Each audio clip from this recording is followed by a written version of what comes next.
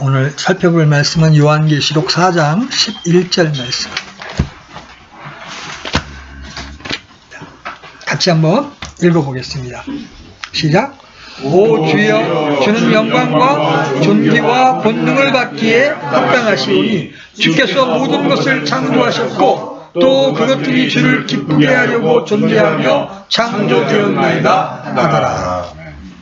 오늘은 신자의 존재의 목적이라는 제목으로 말씀을 좀 살펴보려고 합니다.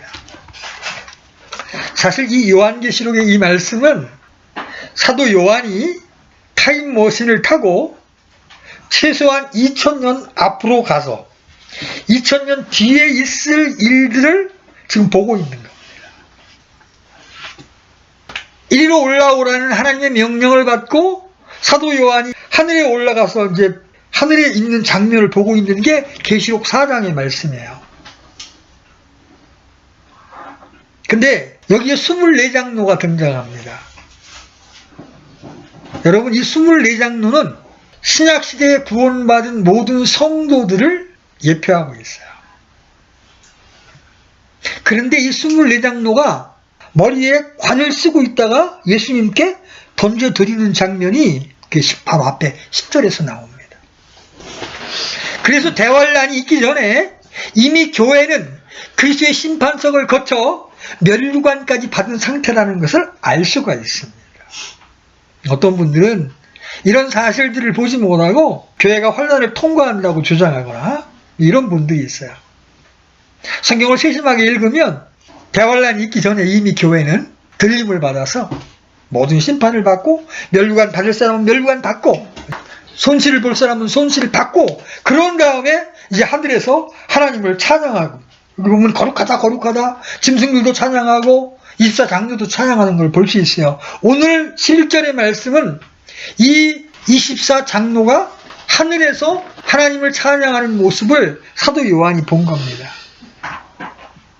그들이 하나님께로부터 받은 관을 다시 하나님께 돌려드리면서 이렇게 찬양합니다. 오 주여, 주는 영광과 존귀와 권능을 받기에 합당하시오니 주께서 모든 것을 창조하셨고 또 그것들이 주를 기쁘게 하려고 존재하며 창조되었나이다 하더라. 제일 먼저 24장로는 주께서 영광과 존귀와 권능을 받기에 합당하시다고 말합니다. 지금 관을 집어던지면서 이 말을 한다는 얘기는 뭘 의미하는 거예요? 자신들은 영광과 존귀와 관을 받기에 합당하지 않다는 것입니다. 주님, 제가 이 땅에서 수고한 이 모든 것들도 주님의 은혜로 주님의 능력으로 한 것입니다. 제가 이 영광과 이 존귀를 어떻게 받을 수가 있겠습니까? 이 영광과 존귀와 권능은 오직 주님만이 받기에 합당하십니다. 아멘. 여러분, 우리가 주님을 알면 알수록 우리가 아무것도 아닌 자임을 알게 되는 겁니다. 우리 안에 성경 지식이 좀 생기게 되면 자신이 뭔가 된 줄로 아는 사람들이 있어요. 교만이 행하고 무례히 행하는 사람들이 있어요. 여러분, 이런 사람들은요, 속은 자이자 속이는 자예요. 정말 주님을 아는 사람들은 교만해질 수가 없어요. 내가 어떤 죄인인데 하나님의 은혜로 구원받았는지를 알게 되면 다른 사람을 쉽게 판단하지를 못하는 거예요. 나도 그런데. 우리 가끔가다 이렇게 국가 공무원들 청문회 해보면요, 평상시에 정의롭다고 떠들었던 사람들이요, 뭐 위장전이 이거 아주 그냥 필수 코스고요, 그죠? 부동산 투자, 이건 뭐 아주 필수 코스입니다. 그런데 그게 드러나기 전까지는 그런 걸 하는 사람들을 얼마나 신랄하게 비난을 했어요, 그죠? 거룩하신 하나님 앞에 우리는 다 부족한 자들입니다. 저울에 달아서 다 허무한 그런 자들이에요. 그런데도 성경을 좀 알게 되면, 좀 거룩한 삶을 살게 되면 자신이 무언가 된 줄로 아는 사람들이 많아요. 겸손하게 자신의 위치를 지키고, 하나님, 혹시 제가 하나님의 교회에 쓰임받을 일이 있다면 저를 써주십시오 하고 자신을 준비하고 있으면 하나님이 길을 열어주십니다. 근데 조금 알게 된 지식으로 갑자기 가르치려는 위치에 서게 되고 그러는 분들이 참 많아요. 킹제임스 중에 특히 많습니다. 그때 본인도 어렵게 되고 다른 사람들도 힘들게 되는 것을 볼 수가 있어요. 여러분, 이미 죄의 몸을 벗고 하늘의 부활의 몸으로 올라간 이 24장로는 어떻게 이야기합니까? 주님, 그 영광과 존귀와 권능은 다 주님의 것입니다. 저는 그걸 받아들일 자격이 없는 자입니다. 이렇게 말하고 있는 거예요. 그럼에도 주님은 우리의 헌신을 보시고 우리에게 존귀의 관을 씌워 주십니다. 아멘? 자, 이 24장로가 가장 먼저 선포하는 게 뭐예요? 주께서 모든 것을 창조하셨고. 아멘이죠? 아멘. 주님은 모든 것을 창조하신 창조주이십니다. 그런 다음에 또 그것들이 주를 기쁘게 하려고 존재하며 창조되었나이다. 이렇게 고백합니다. 교회는 두 가지 사실을 분명히 아는 자들입니다. 하나는 주께서 모든 것을 창조하셨다는 것이요, 그 창조된 것들이 주를 기쁘게 하려고 존재하며 창조되었다는 사실을 아는 자들입니다. 만물이 왜 존재하며 주님은 왜 만물을 창조하셨는지를 성경을 통하여 분명하게 밝혀주고 있습니다. 여기 모여있는 우리는 왜 존재합니까? 우리는 주님을 기쁘게 하려고 존재하는 자들입니다. 아멘? 우리 실존의 의미가 여기 있습니다. 나는 왜 살고 있습니까? 대부분의 현대인들은 자기를 기쁘게 자신의 즐거움과 쾌락을 추구하며 그것이 행복인 줄 알고 살아갑니다. 그러나 우리는 주를 기쁘게 하려고 삽니다. 아멘? 우리는 자신을 기쁘게 하지 말아야 합니다. 여러분, 로마서 15장 1절과 3절 한번 살펴보겠습니다. 로마서 15장 1절, 3절 두 절 보겠습니다. 자, 1절 먼저 읽겠습니다. 시작. 그런즉 우리가 강한 자들을 마땅히 약한 자들의 연약함을 담당하고 우리 자신을 기쁘게 하지 말아야 하라. 3절도 가봅니다. 시작. 기록된 바 주를 모욕하는 자들의 모욕이 나를 덮쳤나이다 함과 같이 그리스도께서도 자신을 기쁘게 하지 아니하셨느니라. 이 땅에 오셨던 주님도 자신을 기쁘게 하는 삶을 사시지 않았습니다. 이 땅을 사는 우리도 우리를 기쁘게 하는 삶을 사는 자들이 아니라 우리를 구원하신 주님을 기쁘게 하는 자들로 살아야 하는 겁니다. 이 세상의 모든 창조물은 주를 기쁘게 하려고 존재하며 창조되었습니다. 우리에게는 쓸모없어 보이고 해악이 되는 그런 것까지도 모두 다 주를 기쁘게 하려고 존재하며 창조되었다는 것이죠. 여러분, 우리 자식이나 가까운 사람이 결혼을 해서 자식을 낳으면 어때요? 기뻐해 주죠? 축하해 주고 기뻐합니다. 그 존재가 탄생하는 것 자체가 기쁜 겁니다. 아이들은 말할 줄도 모르고 무슨 일을 할 수도 없지만 부모들은 생명의 탄생, 존재 그 자체 때문에 기뻐합니다. 임신했다는 소식만으로 기뻐 어쩔 줄 몰라 하는 아버지들을 보게 되죠. 하나님도 마찬가지죠. 하나님은 진리의 말씀으로 우리를 낳으셨습니다. 아멘? 성령을 통해 우리를 낳으셨습니다. 낳으신 분은 낳은 바 된 자녀를 사랑하고 기뻐합니다. 우리의 존재의 의미는 하나님이 나를 기뻐한다는 데 있습니다. 주님은 우리가 태어났을 때 잠시 기뻐하고 마신 것이 아니에요. 우리의 존재는 날마다 주님의 기쁨이 됩니다. 우리 잠언 8장 30절 한번 열어보십시오. 잠언 8장 30절.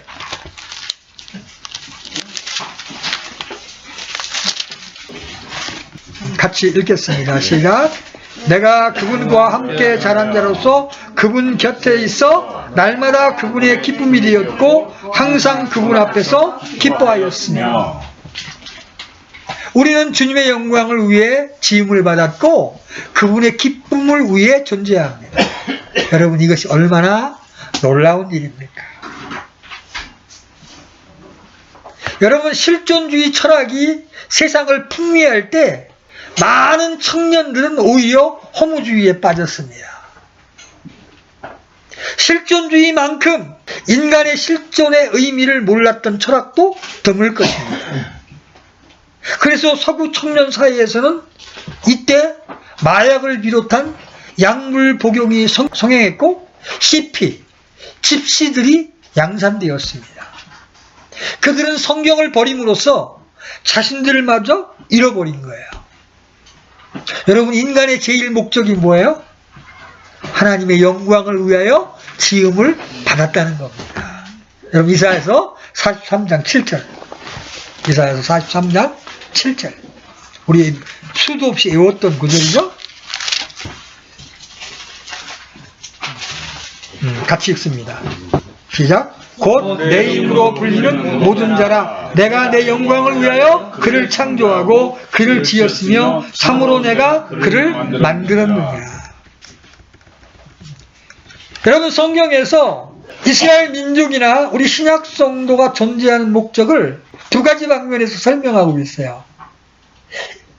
이사야 대언자는 우리가 하나님의 영광을 위하여 창조되었다고 말하고, 사도 요한은 요한계시록 4장 11절에서 주를 기쁘게 하려고 존재하며 창조되었다고 말합니다. 하나님의 영광을 위한 것이라는 말씀과 하나님의 기쁨을 위한 것이라는 것이 연결되어 있는 말씀이에요. 여기에서 우리는 모든 피조물의 존재 목적을 분명히 볼 수 있습니다. 여러분, 피조물 중에서 가장 중심되는 것이 바로 인간입니다. 그렇죠? 그래서 인간을 만물의 영장이다, 이렇게 표현하는 겁니다. 왜 그래요? 하나님은 인간을 다른 동물들과 다르게 하나님의 형상과 모양대로 창조하셨습니다. 그래서 우리가 구원받았다는 것은 뭘 이야기하는 거예요? 잃어버린 하나님의 형상을 되찾았다는 뜻입니다. 그렇게 회복된 그 인생은, 그 회복된 인생의 존재 의미는 바로 하나님을 기쁘시게 하기 위해 존재한다는 것이죠. 그래서 계시록 4장 11절 하반절에 또 모든 것이 주를 기쁘시게 하려고 존재하며 창조되었습니다. 여러분, 인생의 허무함 가운데 헤매다가 이 말씀을 대할 때, 하나님께서 나 같은 자를 하나님의 기쁨을 위하여 창조했구나, 이 말씀을 여러분이 대하게 될 때 여러분 안에 놀라운 감격이 임하게 되는 겁니다. 내가 살아야 하는 이유를 발견하게 되는 겁니다. 구원받은 우리 신자들은 하나님의 지극한 관심의 대상이며 사랑과 기쁨의 대상이 되는 거예요. 사도 바울은 우리의 구원이 주님의 크게 기뻐하시는 뜻에 따라 이루어진 일이라고 선포하고 있습니다. 여러분, 에베소 1장 4절로 5절 한번 가보십시오. 에베소 1장 4절로 5절.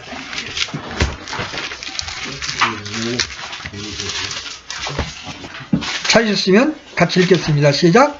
곧 우리가 사랑 안에서 자신 앞에 거룩하고 흠이 없게 하시려고 세상의 창건 이전에 그분 안에서 우리를 택하셨으며 자신의 크게 기뻐하시는 뜻에 따라 우리를 예정하사 예수 그리스도를 통해 자신의 아이로 입양하심으로써 자신의 은혜의 영광을 찬양하게 하셨느니라. 거기까지만요.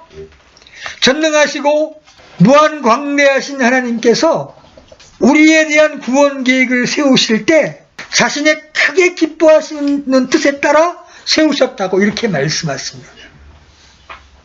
여러분, 이게 상상이 갑니까? 주님께도 분명히 기뻐하시는 일들이 있다는 겁니다. 주님은 우리의 존재 자체를 날마다 기뻐하시고 크게 기뻐하시는 뜻대로 우리를 그리스도 안에서 예정하셨습니다. 이 말은 많은 사람들에게 구원 예정론을 지지하는 구절로 흔히 인용되지만 본문이 말하는 것은 예정론이 아니라 지극하신 하나님의 은혜를 강조하는 구절이에요.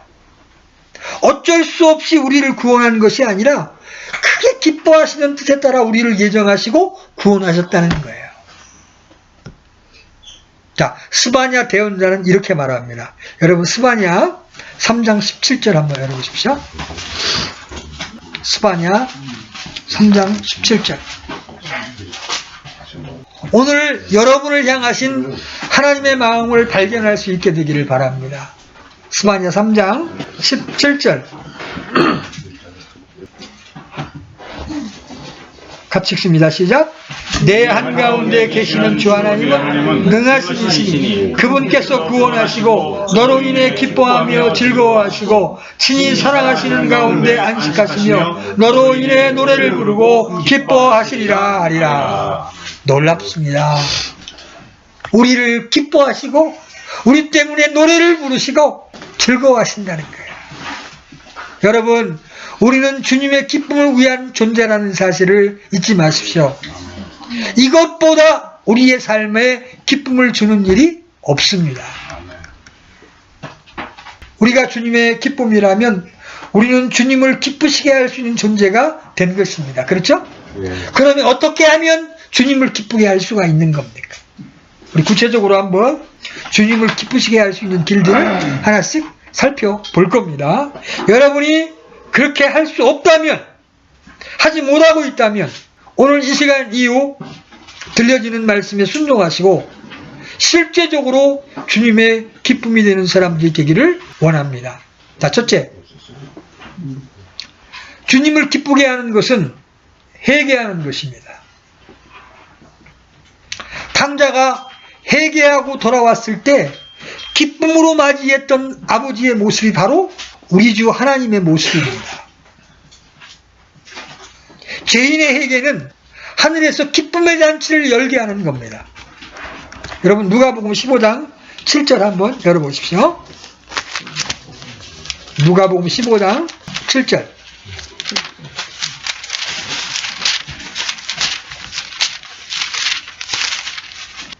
같이 읽겠습니다. 시작. 내가 너희에게 이르노니 이와 같이 하늘에서는 회개할 필요가 없는 의로운 99사람보다 회개하는 한 죄인으로 인하여 더 기쁨이 있으리라. 여러분들이 회개하고 예수 그리스도를 영접했던 그 순간 여러분 때문에 하나님이 얼마나 기뻐했는지 아십니까? 여러분으로 인하여 하나님이 얼마나 즐거워했는지 아십니까? 지금도 회개하는 한 사람으로 인하여 하나님은 기뻐하십니다. 그래서 우리는 복음을 전하는 것입니다. 복음을 듣고 이 세상으로부터 돌이켜 하나님께로 그 마음을 옮기도록 우리는 복음을 전하는 거예요. 여러분, 구원받을 때에만 회개가 필요합니까? 구원받은 이후에도 우리는 얼마든지 세상으로 끌려갈 수 있습니다. 그렇죠? 육신의 생각으로 끌려갈 수 있습니다. 하나님을 멀리 떠날 수 있습니다. 여러분, 돌아온 탕자의 이야기는 교리적으로요 구원받는 이야기가 아니에요. 기왕의 하나님의 아들이었는데 하나님을 떠난 신자의 모습을 보여주고 있는 거예요. 어느 날 하나님을 떠난 인생이 얼마나 비참한지, 얼마나 궁핍한지를 깨닫고 다시 아버지께 돌아올 때 아버지는 회개하는 그 영혼이 너무나 기뻐서 버선발로 뛰쳐나가 상거가 먼데도 그를 끌어안고 입을 맞추고 죽었다 살아난 이 아들에게 새로운 옷을 갈아입혀라, 반지를 새로 끼워줘라, 새로운 신발을 입혀라, 그렇게 기뻐하는 거예요. 여러분의 마음이 세상을 향하고 있었다면 이 시간 아버지 하나님께로 돌이키십시오. 그러면 그것은 하나님의 기쁨이 되고 여러분으로 인하여 하나님이 기쁘게 되면 여러분 안에도 하나님의 기쁨이 임할 줄로 믿습니다. 아멘. 자, 두 번째, 하나님을 기쁘게 하는 두 번째, 주님을 찬양하고 감사하는 일은 주님을 기쁘게 하는 일입니다. 여러분 시편 69편 30절로 31절 열어보십시오. 시편 69편 30절로 31절.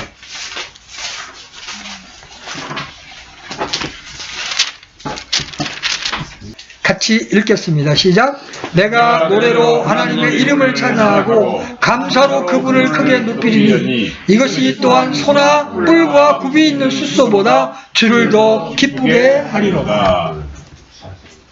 여러분, 많은 희생물을 드리는 것보다 노래로 하나님의 이름을 찬양하고 감사로 그분의 이름을 높여드리는 것이 주를 더 기쁘게 한다고 시편 기자는 말씀하고 있습니다. 여러분, 집회에 올 때 하나님을 찬양할 찬송을 들고, 그것이 찬송가든 시편이든 들고 오셔서 여러분이 입을 열어 그분을 높여드리기를 원합니다. 그리고 여러분이 늘 감사로 그분을 높이는 자들이 되기를 원합니다. 그때 그것을 보시고 주님은 기뻐하시는 거예요. 그래, 내가 그런 너와 같은 자를 얻기 위해서 내 아들을 십자가에 내어 넣은 거야. 자, 순서를 보세요. 회개한 다음에 바로 그 입술에 하나님을 찬송하고 하나님께 감사를 드리는 사람, 얼마나 아름답습니까? 자, 세 번째, 주님을 기쁘시게 하는 것은 바로 믿음으로 사는 것입니다. 여러분, 마태복음에 보면 로마 백부장의 이야기가 나오죠. 이스라엘 사람들에게서 발견할 수 없었던 놀라운 믿음. 예수님, 우리 집까지 안 가셔도 됩니다. 나도 부하더러 이리로 가라 하면 가고 오라 하면 오는데 주님께서 말씀만 하시면 내 딸이 낫겠나이다. 얼마나 놀라운 믿음입니까? 예수님께서 이 고백을 들으시고 뭐라고 말씀하세요? 진실로 내가 너희에게 이르노니 이스라엘에서 이렇게 큰 믿음을 결코 보지 못하였노라. 백부장은 믿음으로 주님을 놀라게 했습니다. 세상에 어떤 사건이 주님을 놀라게 하며 어떤 사람이 주님을 놀랍게 만들 수 있습니까? 믿음으로 사는 사람입니다. 그래서 우리가 지난주에 외웠던 히브리서 11장 6절, 그러나 믿음이 없이는 하나님을 기쁘게 하지 못하나니, 믿음으로 주님을 기쁘시게 할 수 있다고 말씀은 우리에게 가르쳐주고 계십니다. 여러분, 보이는 환경과 형편으로 살지 않게 되기를 원합니다. 하나님과 하나님의 약속을 신뢰함으로 하나님께서 보여준 길을 핍박과 환난 가운데에도 묵묵하게 걸어갈 수 있는 저와 여러분이 되시기를 바랍니다. 그때 그 삶을 보시면서 주님 기뻐하시는 거예요. 자, 네 번째, 주님을 기쁘게 하는 길. 성별하는 자, 거룩히 구별되는 자를 하나님은 기뻐하십니다. 죄악을 단호하게 버리고 끊어버리는 자들을 하나님은 기뻐하십니다. 그런 자들이 하나님의 긍휼을 얻습니다. 여러분, 잠언 28장 13절 읽어보십시오. 잠언 28장 13절.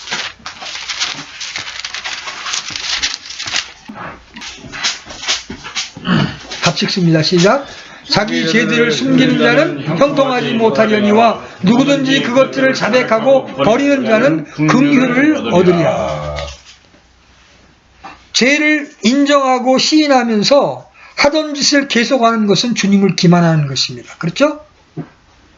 그러나 자신을 분리할 때, 죄로부터, 세상으로부터 자신을 분리할 때 주님은 기뻐하십니다. 에스라 10장 11절.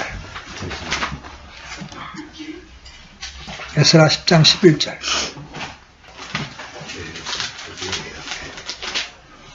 에스라 10장 11절 보세요. 같이 읽습니다. 시작. 같이 읽습니다. 시작. 그러므로 이제 주 너희 조상들의 하나님께 자백하고 그분께서 기뻐하신 것을 행하며 이 땅 백성과 이방 아내들로부터 너희 자신을 분리할지니라. 여러분, 하나님은 분리의 하나님이십니다. 순교를 위한 투쟁은 악을 버리고 죄와의 단절에서 시작되며 이런 결단은 주님을 기쁘시게 하는 겁니다. 여기 보면 그분께서 기뻐하시는 것을 행하여 이 땅 백성, 바로 가나안 족속을 포함한 그 땅에 있던 백성과 이방의 아내들로부터 너희 자신을 분리할지니라. 이것은 오늘날 우리에게는 이 세상과 여러분이 구별되는 것을 하나님은 기뻐하시는 거예요. 믿지 않는 자들과 멍해를 내지 말라고 주님 말씀하십니다. 이 세상을 사랑하지 말라고 말씀하십니다. 이 세상과 동화되지 말라고 말씀하십니다. 그렇죠? 예. 이 세상과 구별될 때 하나님은 여러분을 기뻐하십니다. 자, 다섯 번째, 주를 두려워하고 주님의 긍휼의 소망을 두는 자들을 하나님은 즐거워하십니다. 시편 147편 11절 한번 읽어보십시오. 시편 147편 11절.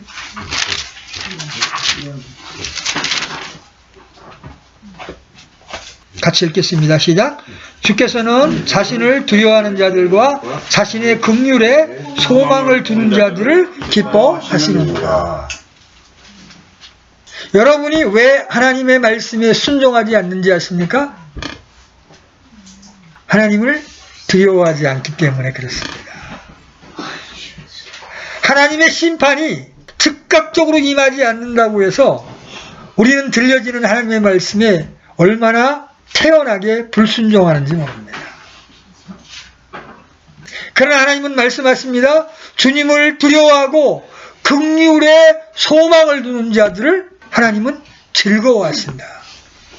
하나님은 사악한 자들을 향해서 날마다 분노하시지만 주를 두려워하고 주님의 긍휼에 소망을 두는 자들을 기뻐하십니다. 자, 여섯 번째, 하나님은 진실하게 행하는 자들을 기뻐하십니다. 잠언 12장 22절 열어보십시오. 잠언 12장 22절.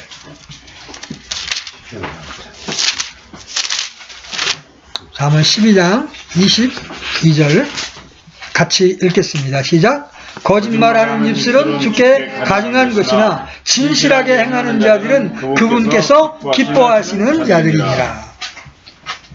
마음의 진실함, 정직한 영으로 걷는 길은 주님을 기쁘게 하는 일입니다.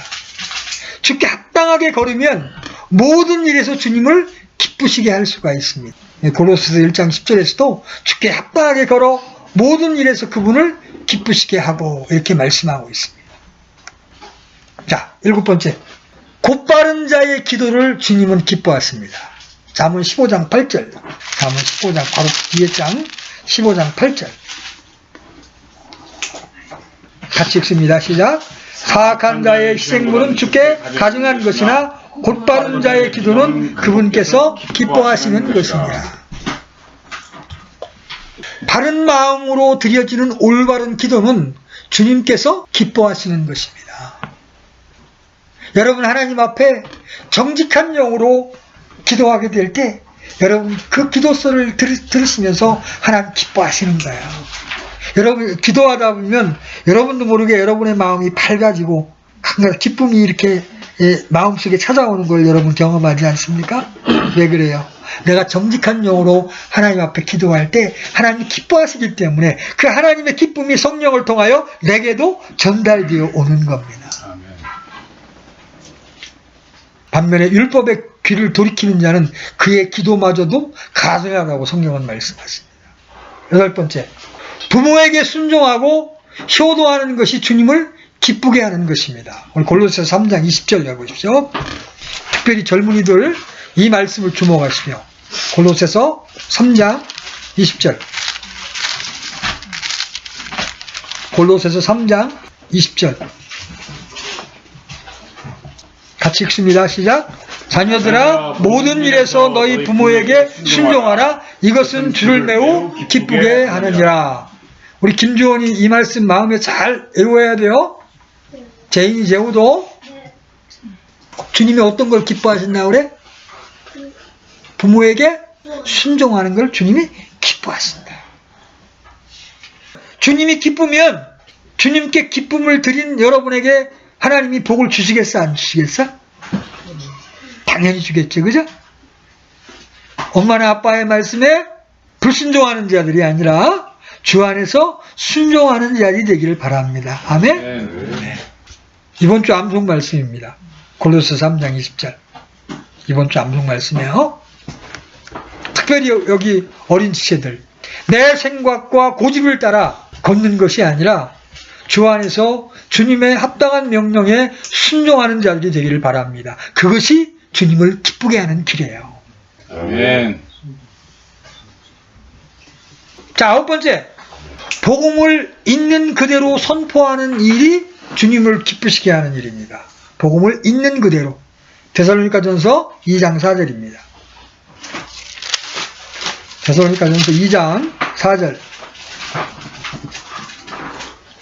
자, 같이 읽겠습니다. 시작. 다만 우리는 하나님의 허락을 받아 복음을 위하여 부탁받은 대로 말하노니 이것은 사람들을 기쁘게 하려 함이 아니요 오직 우리의 마음을 시험하시는 하나님을 기쁘게 하려 함이라. 아멘. 이건 단지 복음만을 전하는 게 아니라 있는 그대로의 복음을 선포하는 일. 죄와 지옥과 심판을 말하고 예수 그리스도의 영원한 속죄를 말하는 걸 이야기하는 겁니다. 사람의 눈치를 보기 위해서 죄를 지적하지 않고 지옥의 심판을 말하지 않고 적당히 넘어가는 것, 이것은 사람을 기쁘게 하는 겁니다. 제가 이제 우리 모임에 구원받지 않은 분들이 오면 가능하면은 집회에 참석하지 마시고 좀 복음 교제를 나누셔야 됩니다. 이런 얘기를 많이 합니다. 왜냐하면 구원받지 못한 분이 집회에 참석하면 우리가 나누는 교제를 알아듣지도 못할 뿐만 아니라 거부감이 자꾸 일어나는 거예요. 왜? 아직 하나님의 말씀을 인식할 수 있는 지각이 열려있지 않기 때문에. 그래서 개별적으로 교제를 통해서 자신이 어떤 존재인지를 깨닫고, 그죠? 복음 앞에 순종한 다음에 집회에 참석해야 사실 정상이에요.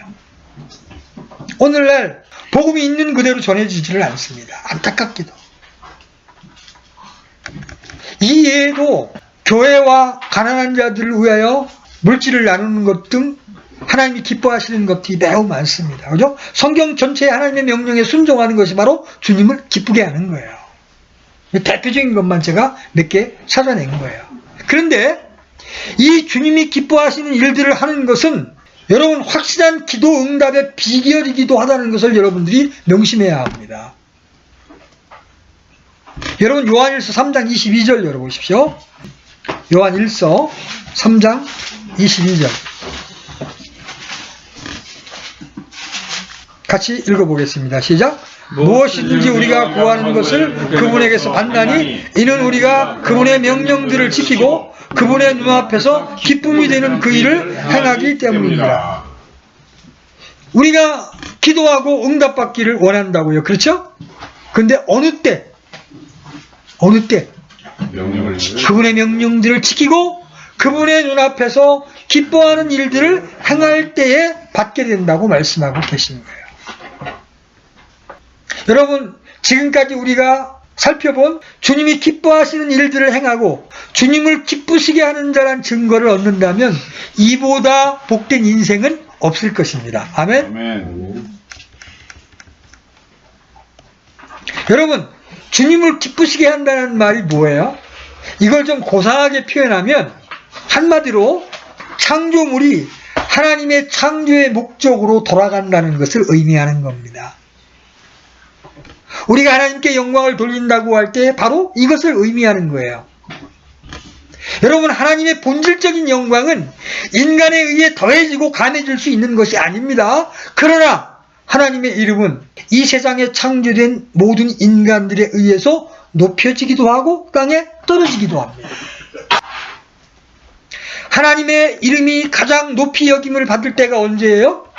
많은 사람들이 창조의 본래의 목적으로 돌아가 그들 안에서 하나님의 이름이 높이 여김을 받고 그것을 통해 창조의 목적을 이탈한 많은 사람들이 하나님이 창조주라고 하는 사실을 인정하고 하나님께 무릎을 꿇을 때입니다.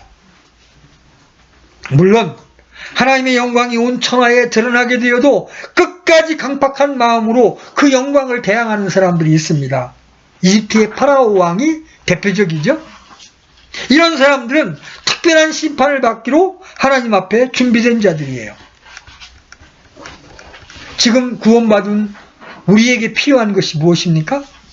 창조의 원래 목적대로 돌아가기를 원하시는 하나님의 열망을 우리 마음에 품는 것입니다. 그리고 신자는 이 세상에 남겨진 하나님의 이름의 영광을 위해서 살겠다고 결단하는 자들이어야 합니다. 하나님의 영광을 이 세상에 온전히 드러내기를 갈망하며 하나님 앞에 살아가고자 하는 것이 우리가 이 땅에서 할 수 있는 특권인 것입니다. 우리가 지향하는 신앙의 목표는 우리의 존재와 삶이 거룩해지는 것인데 그 지향점도 역시 창조의 목적으로 돌아가는 거예요. 하나님이 나를 창조해 놓으셨을 때 내게 기대하셨던 그 존재로 돌아가서 이 세상이 창조의 목적으로 돌아가는데 기여하는 삶을 사는 것, 이것이 바로 우리의 존재의 목적이라는 것이죠. 여러분, 세상은 미친 듯이 쾌락과 자기 만족을 위해서 달려가고 있습니다. 이런 세상을 고칠 수 있는 이 땅의 유일한 사람은 창조의 목적을 깨달은 사람들입니다. 이 창조의 목적을 깨달은 사람들이 가슴 아파하고 탄식하는 이유는 나뿐만 아니라 이 땅의 모든 인간과 피조물이 창조의 목적으로 돌아갈 때에만 이 땅에 주신 하나님의 이름이 높아질 수 있기 때문에 그렇습니다. 어떻게 이런 세상에서 주의 이름을 높이고 주의 이름을 송축할 수 있습니까? 이 세상의 모든 피조물을 하나님의 영광 앞에 창조의 원래의 목적으로 돌아가기를 갈망하면서 그 일에 기여하는 삶을 살아감으로 가능해지는 거예요. 여러분은 그런 목적으로 부르심을 받은 것입니다. 구원받았다 할지라도 그렇지 않은 인생은 가장 비참한 인생입니다. 우리가 주님께 집중해야 되는 이유도 바로 여기에 있습니다. 이러한 갈망과 결단이 있다면 우리는 하나님의 말씀을 엄중하게 대하고 하나님의 뜻을 하나하나 깨달아가려고 기도하면서 들려지는 말씀에 순종해야 합니다. 우리는 어느덧 하나님의 말씀을 뒷집 아저씨 말씀만큼도 여기지 않는 시대에 살고 있습니다. 수없이 하나님의 말씀이 선포되지만 여러분에게서 순종을 찾아볼 수가 없습니다. 그러기에 우리 삶의 변화가 없는 것입니다. 겸비한 마음으로 주의 말씀을 두렵게 대할 때 그 말씀은 우리를 놀랍게 변화시킵니다. 하나님의 뜻대로 살 수 없었던 우리에게 놀라운 능력을 제공해 줍니다. 하나님의 말씀을 지속적으로 공부해 가면서 성령의 역사를 통해 표출된 하나님의 영광을 찬란하게 경험하게 되는데 그때 그 지식 속에 찬란한 빛이 들어오게 되는 거예요. 그래서 성경을 더 분명하게 이해하게 되는 거예요. 물론 성경을 통해 얻게 된 지식에 성령의 조명이 비춰지지 않으면 모두 생명 없는 지식에 불과합니다. 그래서 내가 많은 것을 배웠으나 나는 아무것도 아닙니다. 주님이 나의 어두운 지성에 찬란한 영광을 비추어 창조의 목적이 무엇인지 또 그곳으로 돌아가는 효과적인 길이 무엇인지 보여주게 될 때 그때 우리는 하나님의 영광, 하나님의 기쁨을 위하여 살아갈 수 있는 자가 되는 것입니다. 그리고 그 길을 따라 살 때 우리에게 능력이 없음을 깨닫고 하나님 능력을 주시옵소서. 당신의 영광과 당신의 기쁨을 위하여 살 수 있는 그 능력을 주시옵소서 하고 하나님 앞에 매달릴 수 있게 되는 것입니다. 그렇게 할 때 하나님은 우리에게 성령의 조명을 주셔서 하나님의 이름을 위하여 살도록 우리를 바꾸어 주시는 것입니다.